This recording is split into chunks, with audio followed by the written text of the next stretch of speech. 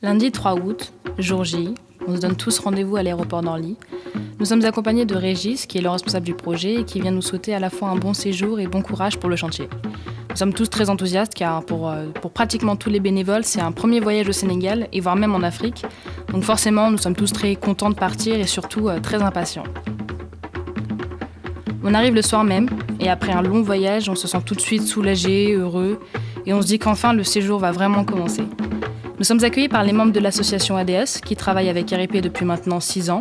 Ce sont eux qui sont chargés de nous accompagner tout au long du séjour pour nous faire découvrir la vie locale et les actions qu'ils mènent et pour qu'on se sente à l'aise. C'est une association d'un quartier de Pikine, le quartier Sefa, qui est l'endroit où nous étions hébergés.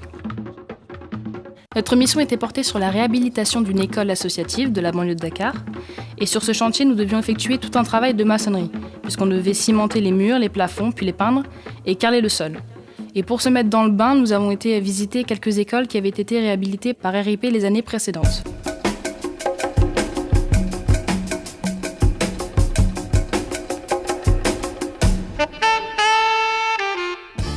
Lors de cette visite, nous avons été à la rencontre du chef de quartier qui nous a expliqué qu'il était heureux et fier de notre présence, que nous étions ici comme chez nous, et ce qui nous a beaucoup touchés.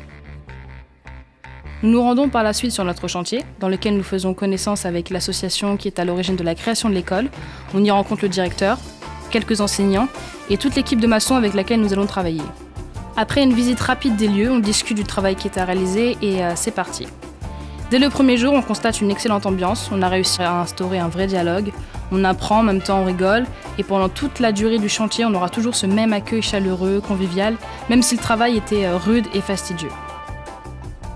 Au niveau de l'organisation du séjour, les matinées étaient réservées uniquement au chantier. Les après-midi étaient soit libres, soit programmés par des activités diverses, et les week-ends étaient consacrés aux excursions. Durant les après-midi programmés, nous avons été visiter un centre de santé créé par le ministère de la Santé. C'est un centre de prévention et d'information pour les maladies sexuellement transmissibles et permettant de répondre aux questions que pose la sexualité, un sujet qui est encore tabou dans les familles sénégalaises. Nous nous sommes rendus dans le centre socio-culturel Léopold Sédar Senghor, où nous avons rencontré le collectif éducatif, qui sont des partenaires de l'association RIP, et qui travaillent majoritairement dans le domaine de l'enfance. Donc ce centre n'est pas une association, mais une structure qui regroupe l'ensemble des associations qui travaillent dans le domaine éducatif de l'enfance. Puis nous avons visité une déchetterie, pour voir les réels problèmes que posent les déchets, et la façon dont ils sont gérés. Alors on a été très surpris parce qu'en réalité, on s'est aperçu qu'ils n'étaient que déplacés. Ils sont par la suite jetés sur un grand terrain qui était à l'origine un lac. Les excursions nous ont permis de découvrir plusieurs endroits du Sénégal. Elles avaient pour but de nous montrer d'autres lieux, notamment l'île de Ngor, qui est une petite île tout près de la côte dakaroise. C'est une île au paysage plus naturel par ses petites maisons, loin de la pollution et du bruit de Dakar, avec des plages à animer, des DJ, ce qui nous a permis de nous reposer et surtout de profiter.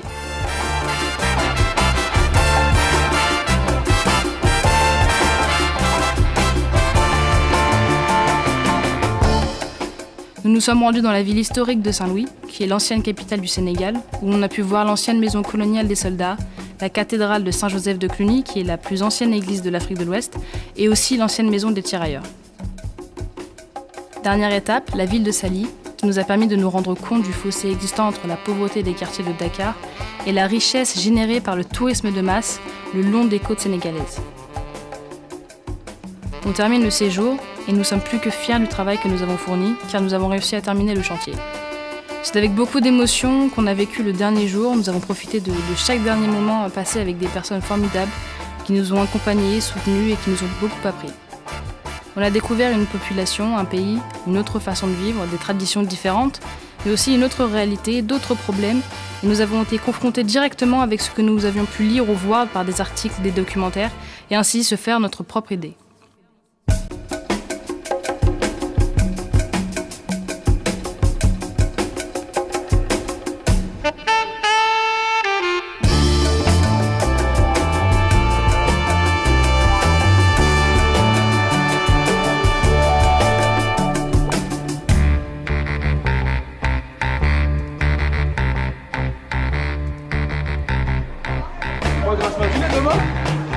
Ah non, c'est le boulot demain.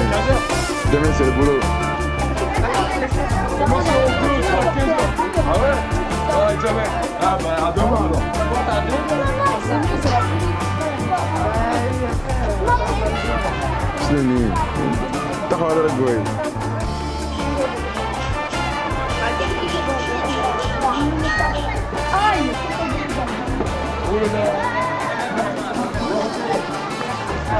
Hey! Hey, mais arrête là, hey!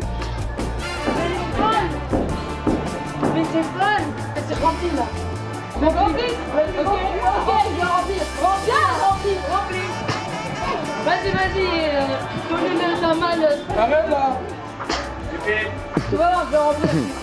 C'est la tête que je vais remplir! Rempli là! Et là, ok! Non, sérieux! Rempli! Stop! Comment on dit stop?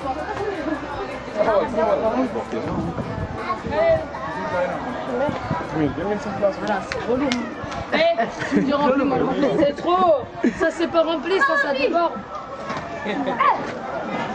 Non, ça y est, stop. Hey, avance là, hein! Elle m'énerve. Attends.